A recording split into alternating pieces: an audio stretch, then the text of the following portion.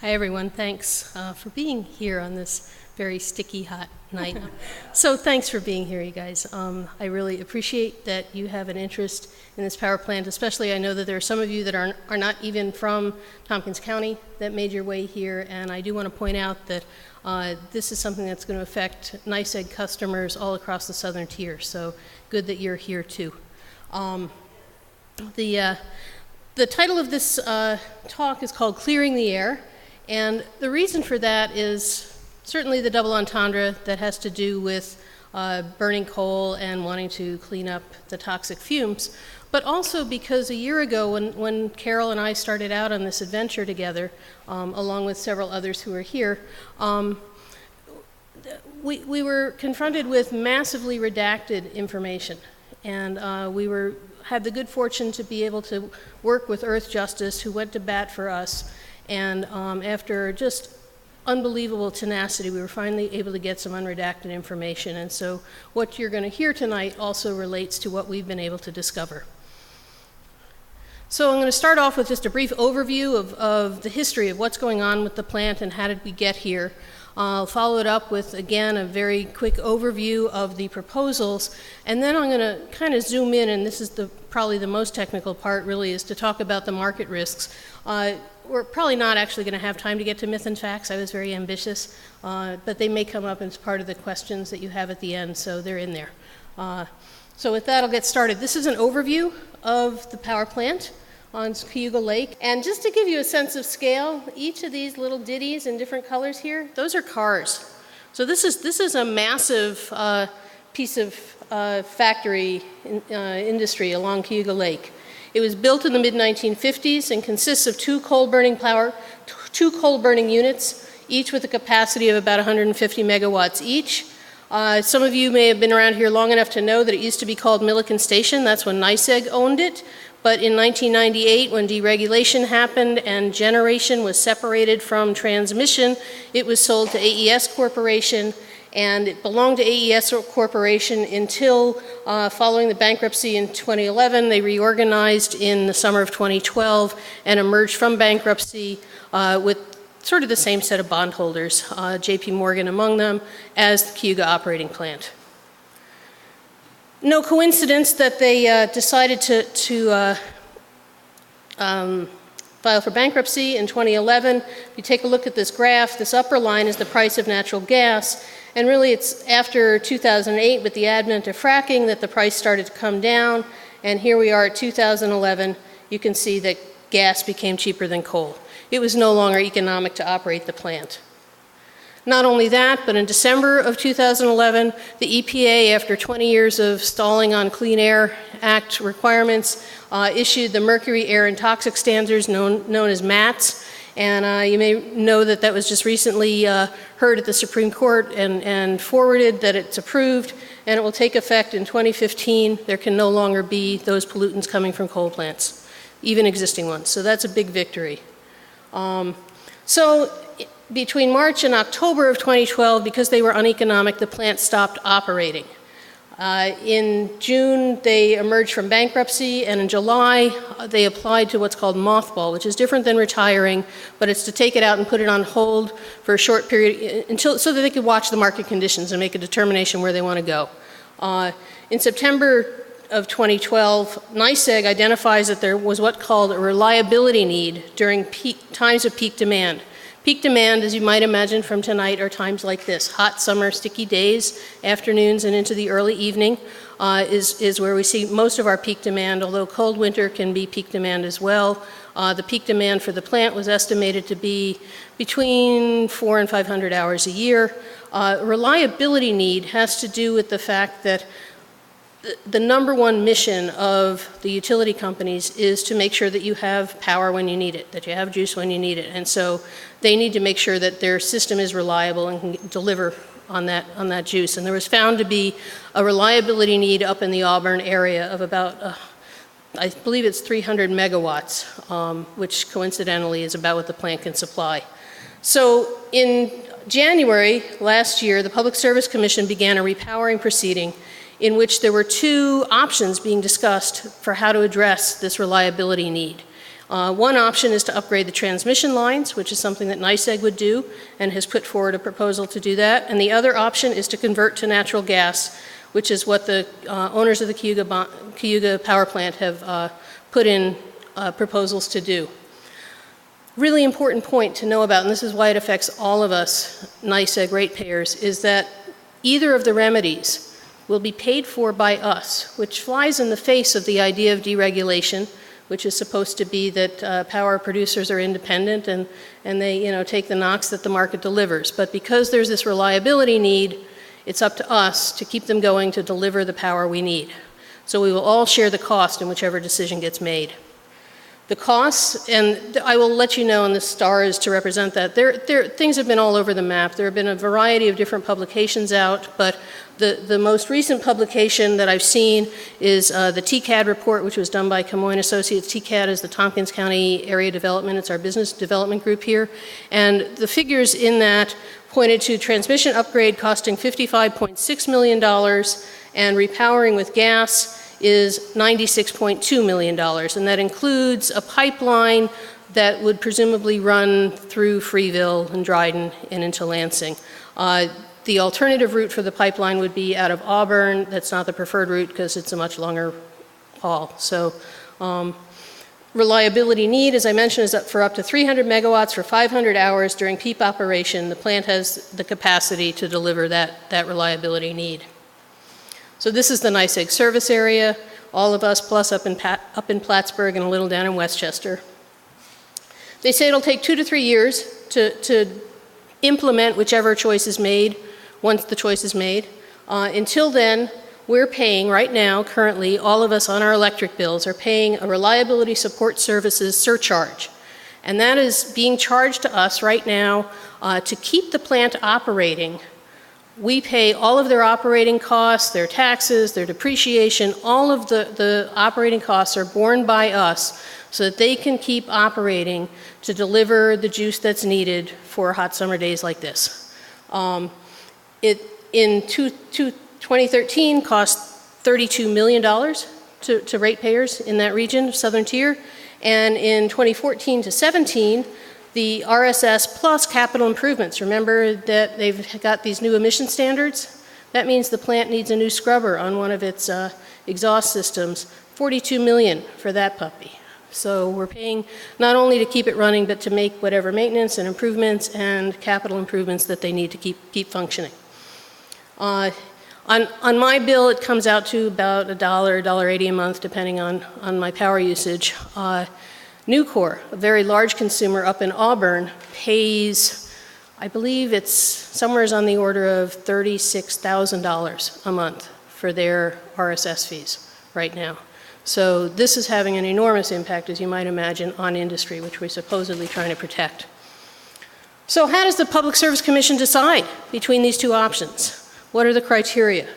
Well, it used to be simple. They used to talk about meeting the reliability needs first and foremost. Then it had to be just and reasonable for ratepayers, and they took into account also environmental factors and other concerns like market risk going forward and the anticipated load down the road and whatever kinds of things like that.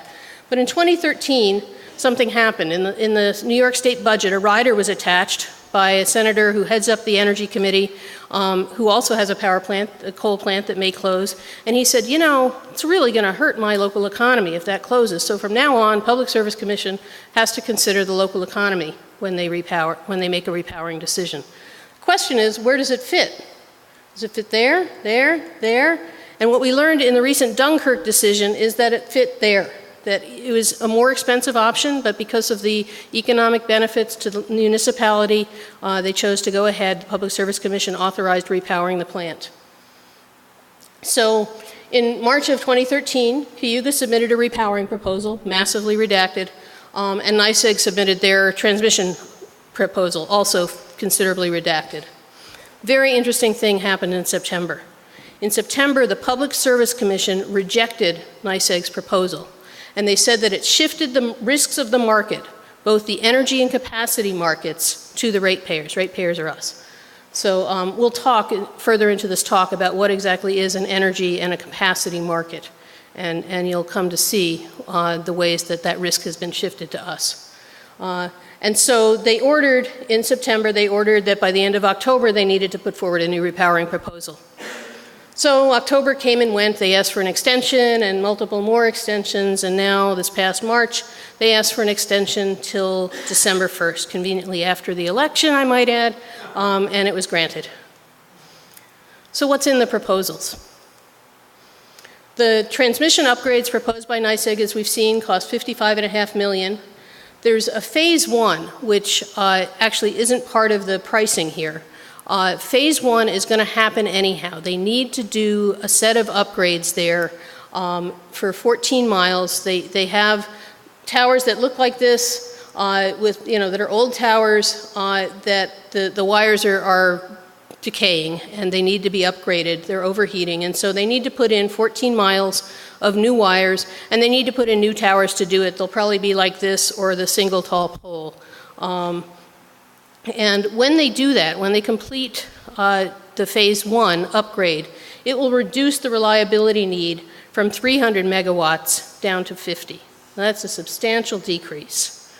Phase two is the part of transmission upgrades that are being considered as part of this decision, transmission upgrades or repowering. Phase two is something that would do away for the need to repower. And what it would do is take the old power lines, and now that they've got a new channel going to Auburn, they could just put in a spiffy new one where the old one was and couple them together. And that way they have the built-in redundancy so that if a line goes down, something happens, they've got an alternate path to get power to Auburn. So both phases are currently under review in what's called an Article 7 proceeding, which is a very administrative, detailed thing that can take a year or more to complete to get permission to go ahead with this. A significant thing is that doing phase one and phase two together would bring certain economic savings, because once you're in there digging up and putting in poles, you might as well do both, as opposed to going back 5 or 10 years later and doing the other. You can imagine that you have to go through the whole Article 7 proceeding again and yada yada. So just to know that. Now this is kind of a cool slide. This is a picture of the transmission lines in the central New York region. And what you can see here, this is an old map. They're probably being confiscated by Homeland Security now. But this is Milliken Station or Cayuga Station. And you can see that this is their path up to the Auburn area. This is a fairly low level, 115 kilovolt or 135. I believe it's 115 in this case. And all of these black lines are the lowest voltage lines. The big juice comes from the 9-mile nuclear plant up on Lake Ontario, up here. And that's these big red lines, and over here there's a green line coming in. This is the nuclear power plant Ginna that's also on Lake Ontario up on the other side of Rochester. So anyhow, one way to get juice to Auburn is this way. But the other way is coming down from this big supply and going through the State Street station and down here to Auburn. And it's this 14-mile stretch right here that has decayed lines that need to be replaced. So here's a blow-up of that map. But that's what needs to be done to fix the transmission. The benefits of transmission is it's certainly better for the environment than burning fossil fuels. It's $35 million cheaper. It improves the infrastructure that we need for renewables. The more efficient our grid, just like our roadways, our grids are failing, and we really need to ramp them up if they're going to have the ability to handle the kind of local generation of wind farms and larger scale solar installations. So this is a long-term solution. The downside is that there are fewer construction jobs to get it done than to do the repowering. There are no permanent jobs here or elsewhere from doing it. And the power plant would close and the jobs there would be lost. Our best information is there's somewhere between 60 to 70 employees at the power plant right now. And all of those jobs would be lost. And it would not support the tax base in Lansing or in the county. So let's take a look at the repowering proposal. Cayuga offered 4 different options. I'm going to focus primarily on this one, because this is the one based on price that is the one that's being discussed now. But just to give you an idea, gas to existing boilers, they're basically going to take out the coal nozzles, put in gas nozzles, ignite the flame, and use the same old, crusty old furnace to produce the heat. If you come down to the bottom here and look at this number, this is kind of like if you have an old furnace in your home. It's not very efficient. These newer ones that have much heftier price tags are all brand new builds. This would be new construction of new buildings with new state-of-the-art type of equipment. A peaker plant uses a sort of like a jet engine kind of gas thing. Hybrid uses, they would keep one of these old burners and add one of these combined cycle, which as you can see is the most efficient. So the difference between the efficiency, the poor efficiency of this and the very good efficiency of that is actually almost 30%. And where that comes into play is in the cost of producing any given unit of electricity. It's going to cost a lot more to produce electricity if you're inefficient, so it's expensive and it's also wasteful of what we consider to be precious fossil fuels. Costs of repowering with so-called natural gas. I suspect, looking at most of the faces here, I don't need to spend a lot of time on this, only to say that there are many environmental costs. There are also economic impacts, and most of those are externalized. They certainly weren't taken into account in the TCAD report. Nobody, for example, is considering the cost to Nucor to pay the extra RSS fees or anything else. So there are costs to businesses and costs to all of us as the prices go up. The local pipeline, I know will affect some people here if it were to be put through, would potentially depreciate the value of their property or cause them to relocate. And I think we're all familiar with the kinds of externalized impacts from fracking that wouldn't be borne here, but would certainly be borne in other communities. The benefits of repowering, on the other hand, are money, money, money. And jobs. And I don't want to diminish the importance of these things. Certainly, jobs are important, and we don't want to see 60 or 70 people becoming unemployed. But so there are temporary jobs from construction, permanent jobs at the plant, and what they call multiplier jobs, which is if you work at the plant, you're likely to go out and buy a sandwich for lunch or stop at the mall on the way home and pick up a something. And so you actually multiply the effect by being employed. And it provides substantial financial support to the local tax base in Lansing. 10.5% of the school district's taxes that are collected, so not state aid, but 10.5% of the taxes that are collected are paid by the power plant. Almost 7% of the Lansing town taxes. I'm not sure of the percentage of the fire department's taxes, and 1.3% of the Tompkins County tax. So there are real financial impacts if the plant closes. To take a look at the costs over time of the amount of taxes, or actually they're now in what's called a pilot payment in lieu of taxes agreement, but this is the amount that the power plant has paid. And you can see back in its heyday, it was paying over $4 million in total amount of taxes. And you can also see that the largest amount of taxes, as if you didn't know from your own bill paying, is to the school district. So at this point, as the value of the plant goes down, the revenues from taxes go down as well. This is the latest figure that I have, but it's expected that it would be even lower for the subsequent year. But so Lansing is hoping that the power plant will deliver them the financial support and salvation that they want and need. But there's a old proverb, I believe, that says to don't count your chicks before they hatch. And it would behoove us to take a look at Cayuga's business model, because it's shocking.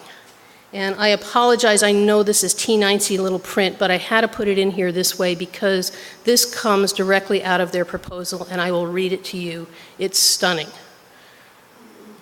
Whoops, back up.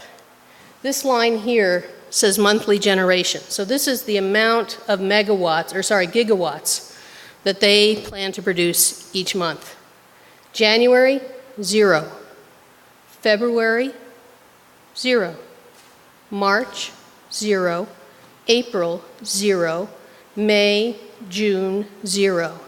July, woohoo, 123. August, 105. September, October, November, December, we're back down to 0. This is what peak operation looks like. They're going to make $17 million for producing 227 gigawatts. Down here, this line here is the number of times that they actually fire it up. 5 times in July, 4 times in August. 9 times they're going to turn the power plant on for the whole year. That's their estimate. So I want you to notice too, 9 times, each time they turn on the plant, they're guaranteed 6 hours of operation. At 54 hours of operation, $17 million for 54 hours of operation. You can see that they get quite a hefty price per hour. So the $17 million isn't the only revenues that they'll generate. And this is also probably shocking. You didn't know this was included in your electric bill, I'm sure, is capacity revenue. They will get paid every month that they produce 0, just for having the ability in case the state needs it, just for being there on call. They will get, well, in January, 243,000. February, March, it looks like all the way across till we get to May, June, July, the price goes up because it's more valued as the temperature goes up and demand goes up. Anyhow, the anticipated revenues from capacity and just sitting there, being available if called, $20 million. So their total anticipated revenues, they get a little bit more for what's called ancillary services, but not really enough for us to spend time talking about. So their total, I gotta move over here to see this.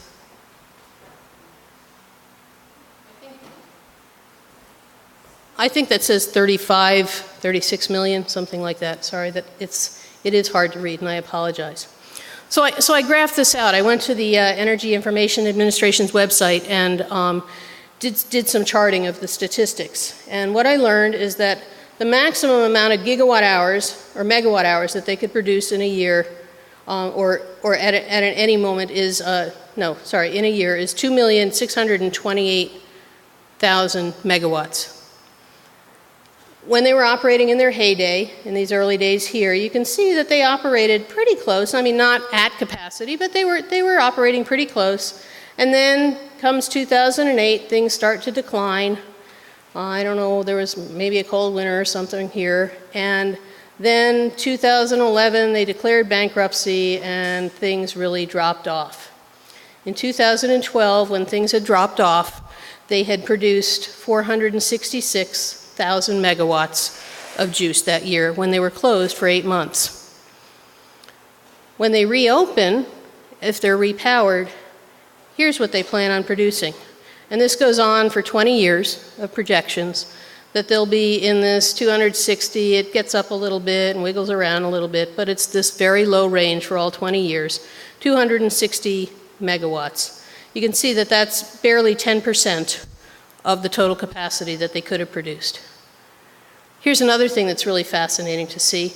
This, right here, this is under the RSS agreement, where we're paying all their operating costs. Guess what? They get to be profitable again. And in 2013, last year, they generated 804,000 megawatts, and if they're on track, I extrapolated to 2014, they should be at over 1 million this year, thanks to the very cold winter. But the terms of the RSS are such that we pay them their operating costs. They get to keep the first $5 million in profit they make, and 50% thereafter. So talk about a corporate bailout, huh?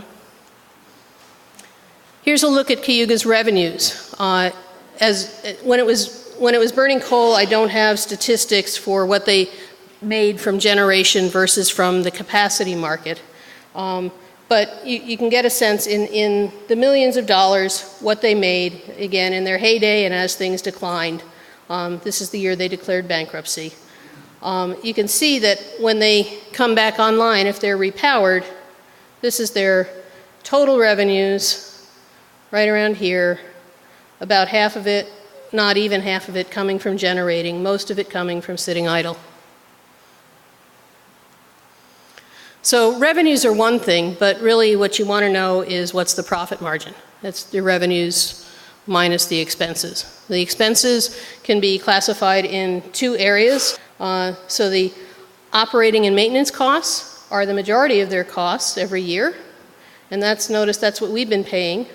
Right now, and we've also been paying their taxes and depreciation.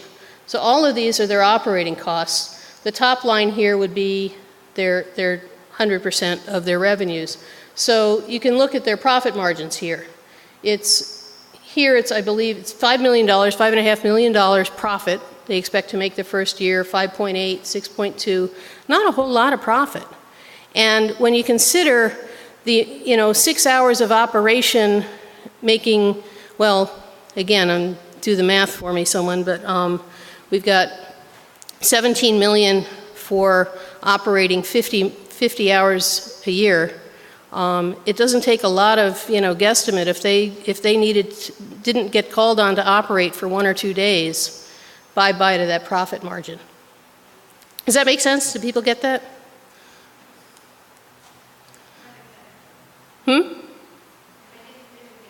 Okay, so the profit margin is very slim. It's about 12% and $5 million. Now remember a couple of slides back, we showed how many days they thought they'd be called into service. These are just projections. So here they projected 5 days this month, 4 days the next. What if they're off and they only get called in for service 4 days? That's 6 hours of generation lost. That's almost gobbled up that profit margin. So it looks like their numbers are pretty shaky to depend upon them for making a profit and being a viable operation. Back to just looking here once again, their operating costs are the significant piece. So you want to know, they do their best to project what are their operating costs, but there are things that they haven't, or can't take fully into account because nobody has a crystal ball. What are the costs of gas going to be? How much more are their fuel costs going to be? What new standards might there be for emissions that would cause additional expenses for them with that? Maintenance costs. We got 55-year-old plus furnaces. How much is it going to cost to maintain those things, and what if one breaks down? And then there's insurance costs, and last, there's property taxes. And for anybody in Lansing who has any kind of belief that, they will pay their property taxes, they're good to us and they won't screw us, I want you to take a look at the business practices and who really matters to Cayuga and AES. This is the bankruptcy proceeding.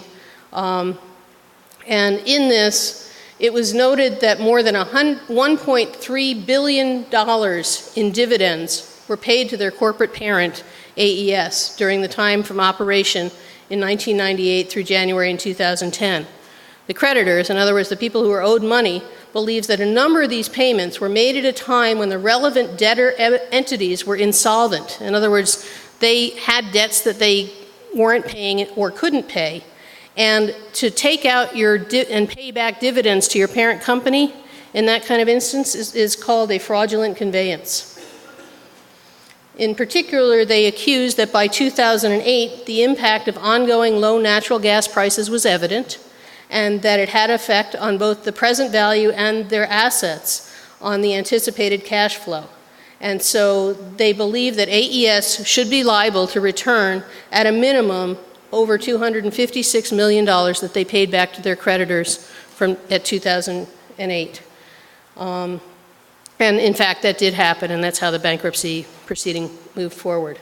There are also market risks. The demand for power is decreasing all across the state and all across the country, mostly because of local generation, also because following the recession, somehow we learned to be more energy efficient. Phase 1 transmission upgrades are going to take away their captive audience from 300 megawatts down to 50. We have more local generation coming online. I hear new stuff every day. Certainly Peter Bardaglio here and almost 12 megawatts going to come online in the next year or so with Black Oak Wind Farm.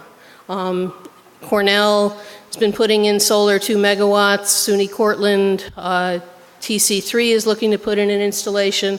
So more and more large arrays are going in. Even the Lansing School District is looking at putting in a 2-megawatt array. The cost of renewables is becoming competitive. So this is not the same old marketplace, and things are very unpredictable. And that all poses risks to somebody who wants to use a traditional method of generating income. This is just a quick graph of prices consumption going down. We had peaked here and we're using less. Other market risks is that the cost of gas is volatile and increasing, whereas the cost of coal has been steady. And this shows up in an interesting way. This is, in this past year, we had 2 different instances. In July, the summer last year, it was very hot, and we had the highest demand ever in New York State. And interestingly, Cayuga only fired up 40% of their capacity in the hottest month of the year last year. Conversely, in the coldest month of the year, where we hit another all-time record for New York State in March of 2014, they were able to sell a lot more. They don't generate unless they can sell it into the market. They were able to sell a lot more than they could in the summer, which isn't the case for most plants. Why? Because gas prices went sky high during the cold winter, and coal became economic again. So the idea that they want to convert to gas because they think they're going to be economic makes you wonder. Not that I'm advocating that they stick with coal, but just saying. Their heat rate makes them very inefficient. So again, they're not likely to be able to compete in the marketplace. This slide actually shows a plant outside of Albany, an old coal plant that was converted with the same type of conversion that they're contemplating here, that just this past February filed with the Public Service Commission its intent to mothball those plants because they're no longer competitive. They're no longer economic. These high heat rate, low efficiency, easy conversion, but old furnaces just don't hold up compared to the newer plants that are being constructed. So we have that. The last is that, as Carol mentioned, there's a new proceeding underway at the Public Service Commission known as the REV. It's the Renewing the Energy Vision for New York. And it looks at using smart grid technology and demand response and batteries as opposed to traditional large-scale generators to make up capacity. This is, in the words of the new chairwoman of the Public Service Commission, Audrey Zibelman, said, because peak demand only occurs a few hours every year, much of the system is underutilized. The expense and inefficiency of this is tolerated because it's needed for reliability. But now the technological developments have made alternative methods of managing and satisfying demand much more feasible. This is a kind of amazing curve, really, of the demand that we have. The average load in the state is somewhere around 18 gigawatts. That's around here on the curve, right? And the number of hours that we have that demand is around 5,000. And actually, there's quite a number of hours where we have even less than 18 gigawatt demand. The number of hours where we have peak demand is shown over here. And it's very few. At 28 gigawatts, 200 hours or so. Here, 50, 60 hours. By the time we're at 32 gigawatt demand, that only happens on occasion, a few hours every year. They fired up this plant once that year. And Cayuga, because of its inefficiency, is going to be operating way over at this edge of the curve. They're not going to come online for even traditional kinds of peak demand. They're only going to be there when it's really, really peak. So in sum, we've got a summary overview of the pros and cons of the transmission upgrades versus repowering.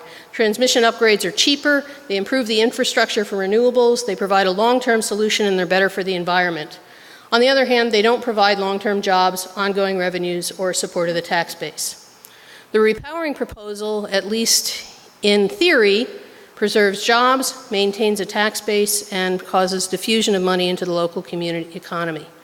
However, it's based on what could only be called very dubious economics. It's a very old plant with a lot of risk to the ratepayer for what happens if this thing goes out again. We'll be back on another reliability support agreement. they'll have to go through another whole proceeding and go back to the drawing board about talking about, do they repower this time, or do they put in that phase 2 upgrade that should have been done all along. The costs for the fuel are externalized. At best, it's a short-term solution, and of course, the contributions of methane to global warming. So it should be noted that that proposal was rejected by the Public Service Commission, and it's been now 8 months, and Cayuga and NYSEG have not been able to come up with a better one. What's really interesting and really telling in all of this is that if Cayuga had its heart set on building this plant, nothing could stop them. They could invest their own dollars tomorrow and build whatever kind of plant they wanted. But that's not what they're interested in. They're interested in getting our money to build a power plant that's going to line their coffers while it sits there and does nothing for most of the year. So the other summary for anybody that thinks that repowering is an option that they still would be in favor of, for whatever reason, I would urge people in Lansing, before they advocate this position, show you the money, because their figures don't add up. So I hope that's helped to clear the air on what's going on with the power plant. And thanks. Hang on just a second. Before we start with questions, I just want to give recognition, and there are a lot of people. This presentation is not all me, and I know there are people who say it was, but it really wasn't. There's been a lot of wisdom in the group of folks that I've worked with who are part of our working group of the ratepayer and community interveners, and others who are elected officials who have joined with me and Carol to take a strong stand against this option. And I invite you all to stand up and be recognized for the contribution and stance that you've taken in rejecting the power plant.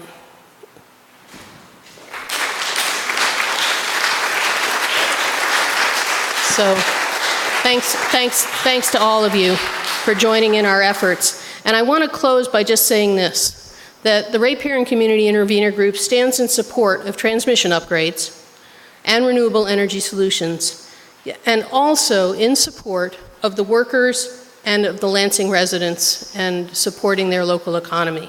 And so I'll take some questions on this presentation shortly, and then Bryce will talk about the ways that we can support the local economy.